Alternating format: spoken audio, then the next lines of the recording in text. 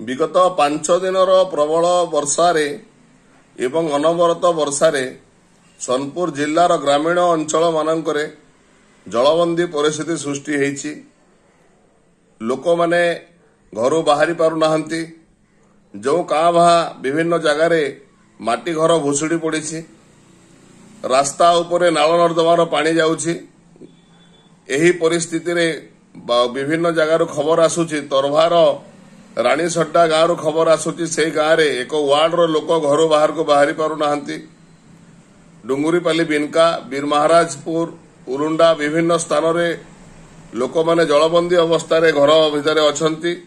किंतु प्रशासन निदा विष्णु साजी घरे शोइछि।